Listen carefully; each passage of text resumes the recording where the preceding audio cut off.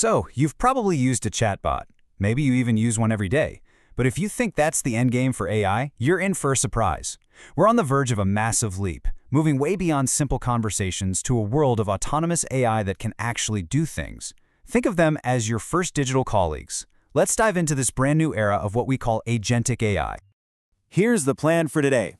First, we're going to unpack that huge shift from chatbots to agents. Then we'll peek inside the agent's mind to see how it thinks. After that, we'll get practical and look at how you can build your own. Of course, we have to talk about the very real risks that come with this power.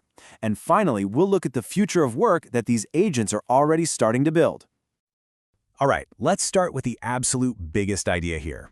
We are watching AI evolve from a passive tool that just talks to an active partner that actually takes action.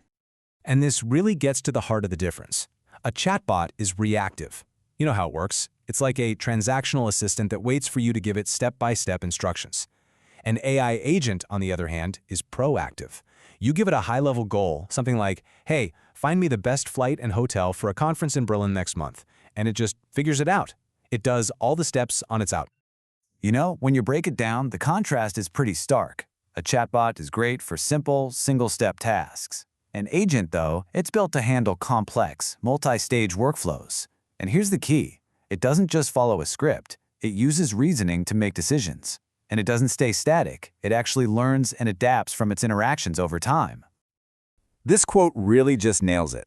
We're moving from AI that just generates stuff, text, images, code, to AI that is actionable. It performs work. It's not just about creating content anymore. It's about getting things done in the real world. So, the big question is, how do they actually think? How does this all work? Let's pop the hood and take a look at the cognitive architecture that makes these agents tick. Okay, so an agent's mind basically has 4 key parts. The best way to think about it is like this. The reasoning engine, that's the brain.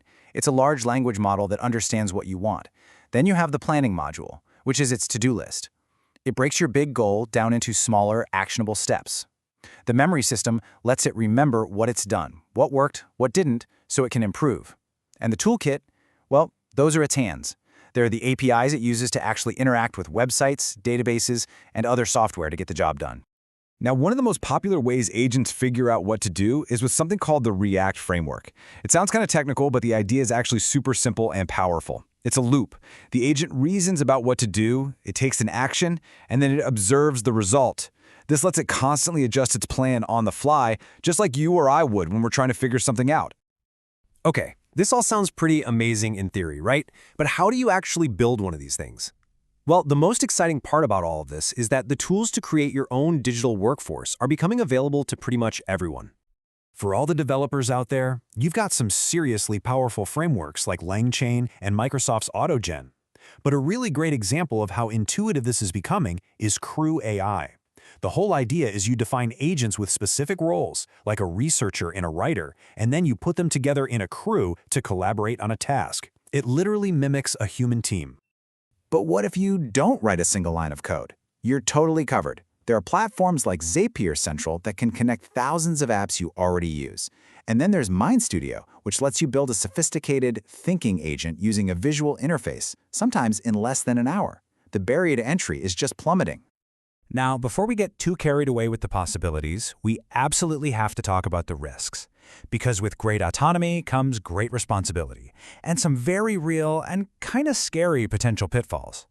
These are some of the biggest operational headaches.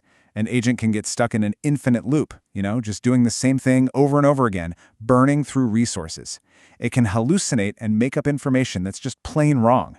And then there's something called token bloat, which is where the agent's memory gets so full of its own thoughts that your costs suddenly skyrocket. It's a real problem. This number you're seeing? This represents a critical safety metric. It's called the mean time to halt. Basically, it's how fast you need to be able to hit the big red kill switch on a rogue agent. If something goes sideways, you have to be able to shut it all down in under 2 minutes.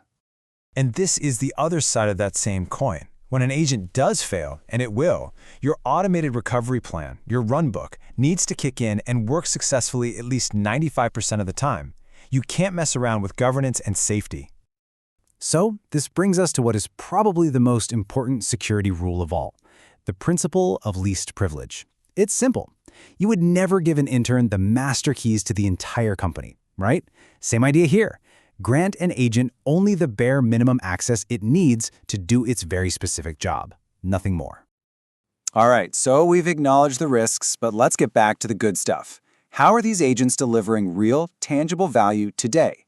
Let's look at the actual impact they're having on the future of work. I mean, just look at this. The speed to value is absolutely incredible. For traditional automation projects, it can often take a year and a half, 18 months to see a return on your investment. With Agentic AI, companies are seeing that same ROI in as little as 6 months. That is a massive difference.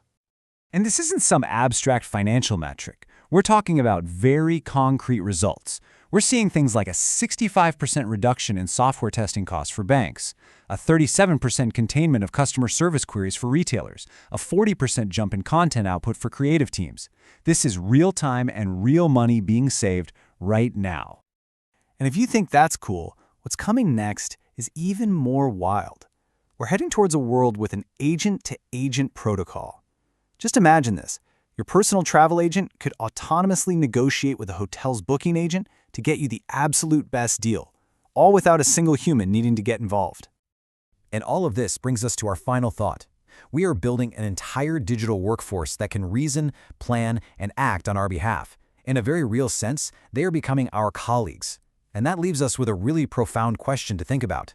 As this technology continues to evolve, who is really in charge?